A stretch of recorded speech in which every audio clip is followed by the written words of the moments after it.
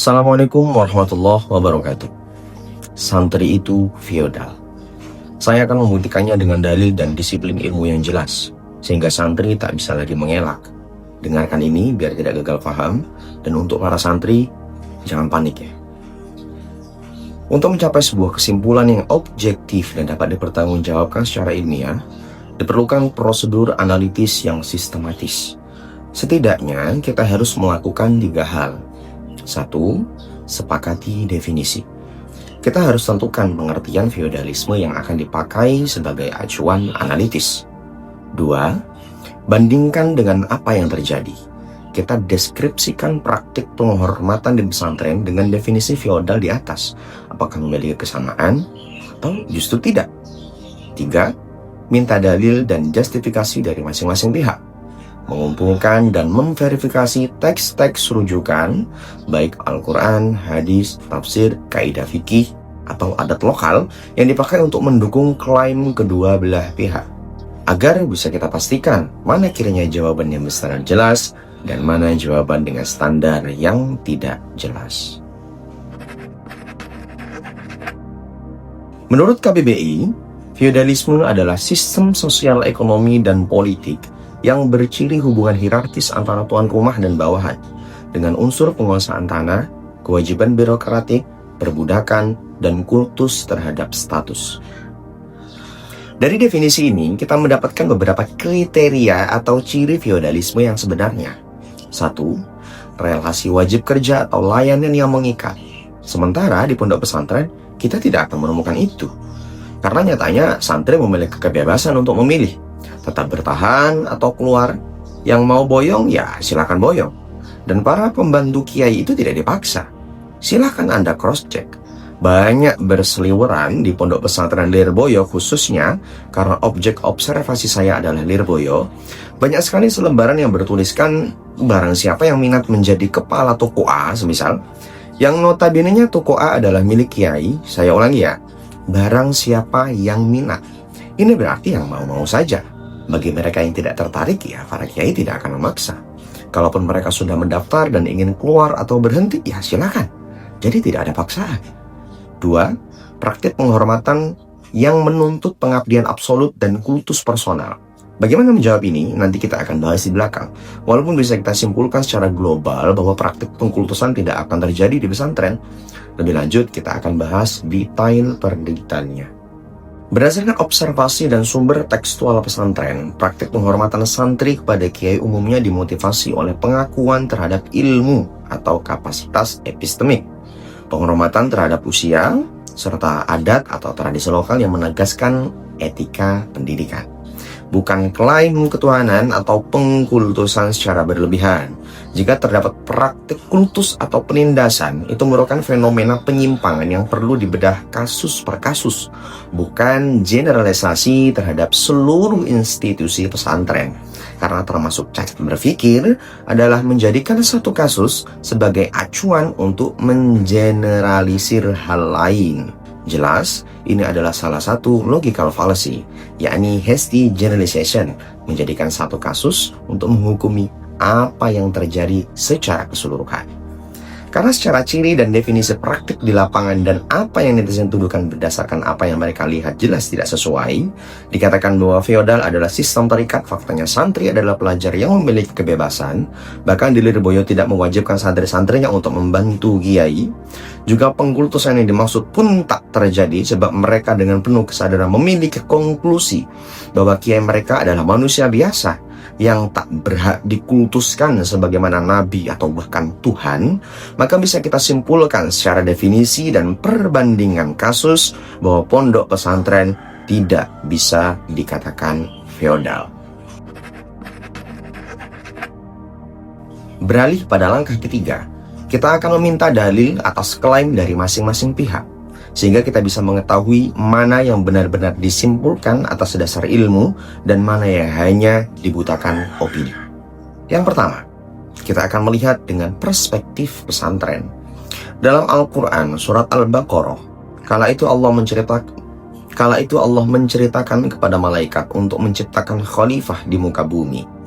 Padahal saat itu malaikat merasa bahwa mereka adalah yang terbaik karena mereka senantiasa bertasbih dan mensucikan nama Allah.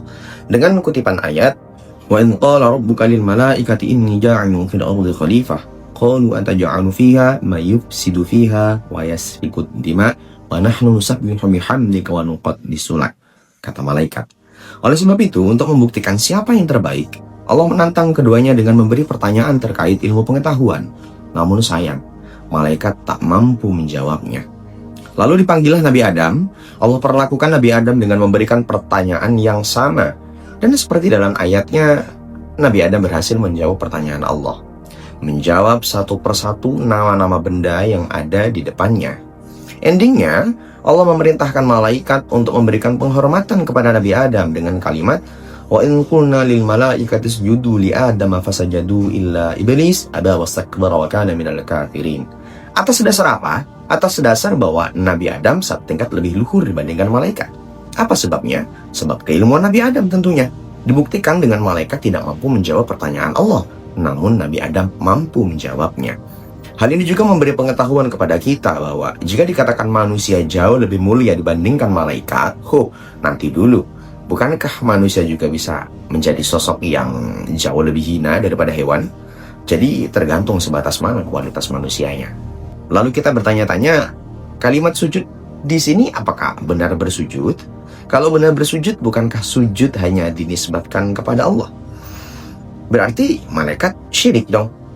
Nah, pada akhirnya kita butuh pada tafsir untuk mengungkap apa sebenarnya yang dimaksud dengan lafaz sujud di sana. Jika dikatakan bersujud dengan cara benar-benar bersujud, berarti ayat ini bertentangan dengan prinsip akidah, sehingga membuat kita bingung dan menyeret kita untuk butuh pada tafsir. Jadi bohong jika ada yang mengatakan bahwa kita tidak butuh pada tafsir, karena banyak sekali di dalam Al-Quran ayat-ayat yang tidak bisa dipahami begitu saja, sehingga kita butuh pada perspektif dan analisis tafsir. Lalu pada akhirnya kita temui di dalam kitab tafsir Hasyat As-Sawi, di sana dijelaskan bahwa sujud di sini bermakna salam penghormatan dengan menundukkan tubuh, seperti halnya ruku saat sholat. Nah, jika memang menundukkan tubuh pada ilmu yang Allah titipkan kepada seseorang, dalam kasus ini adalah kiai, dan hal tersebut dianggap haram bahkan syirik, berarti Allah sendiri yang mengajarkan kesyirikan. Sebab Allah adalah zat yang pertama kali memerintahkan malaikat untuk menundukkan tubuh. Hormat pada Nabi Adam sebab keilmuan Nabi Adam. Dan ini mustahil. Masa Allah mengajarkan keharaman atau kesyirikan? Kalau Allah membahas keharaman dan kesyirikan, banyak kasusnya. Tapi kalau mengajarkan kesyirikan, itu mustahil. Dari sini kita paham bahwa menunduknya santri pada kiai itu ya atas dasar menghormati ilmu yang ada pada kiai. Dalam praktiknya mencontohkan apa yang malaikat lakukan pada Nabi Adam atas dasar perintah Allah dalam Al-Quran. Lalu kita beralih kepada mereka yang mengatakan bahwa hal semacam ini adalah feodal. Ada yang mengatakan bahwa yang melarang menundukkan tubuh adalah hadis Nabi. Ternyata kita temui bahwa hadis yang membahas itu tidak hanya satu. Nah, pada akhirnya kita butuh pada ilmu usul fiqih. Bagaimana caranya menggali dan menyimpulkan hukum dari dalil-dalil yang ada. Hal ini tentunya harus dilakukan secara komprehensif. Kita harus mempelajari apa asbabun nuzulnya, apa alasannya, apakah ada dalil lain yang nampaknya kontradiktif, harus digali secara jelas. Sehingga berlakulah sistem takhsis dan makhsus, yakni menspesifikasikan entitas yang masih general. Karena ada dalil lain dan harus dibaca satu persatu. Sebab hadis bukan ototak tunggal yang bisa dipetik selintas, harus komprehensif.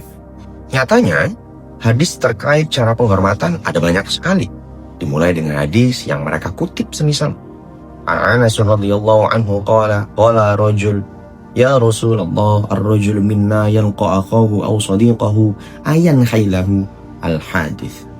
Yang artinya dari sahabat Anas radhiyallahu anhu, ia berkata, seorang laki-laki bertanya kepada Rasulullah, wahai Rasulullah, seseorang di antara kami bertemu dengan saudaranya atau temannya, apakah ia boleh membungkuk kepadanya? Kemudian Rasulullah menjawab, tidak. Lalu ia bertanya lagi, apakah boleh memeluk dan menciumnya? Rasul menjawab, tidak. Lalu sahabat bertanya lagi, apakah boleh berjabat tangan dengannya? Maka kemudian Rasulullah menjawab, iya, boleh. Dalam hadis ini, bukan hanya membungkuk yang tidak boleh, memeluk, mencium, seperti yang juga banyak dilakukan khalayak umum juga tidak boleh. Sehingga membuat kita semakin bingung. Nah, tentunya untuk menspesifikkan kemana arah hadis tersebut, kita butuh hadis lain. Sehingga kita tahu apa sebenarnya yang melatar belakangi larangan itu. Lebih lanjut, ada hadis lain, yakni seperti hadis yang diriwayatkan oleh Abi Umamah.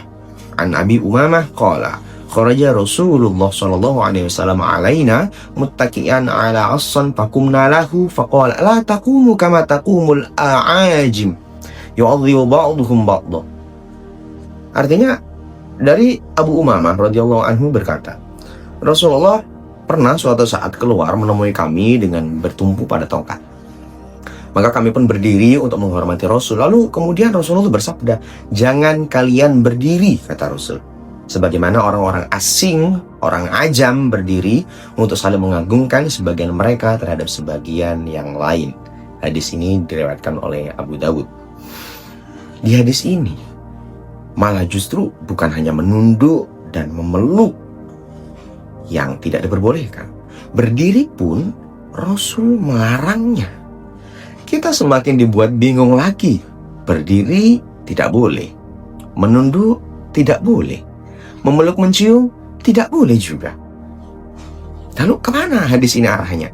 Hanya saja dari hadis ini ada kutipan yang mulai menarik, yang menarik benang merah, yakni Rasul tidak ingin penghormatan itu dilandasi seperti halnya orang ajam yang mengkultuskan sebagian dari mereka.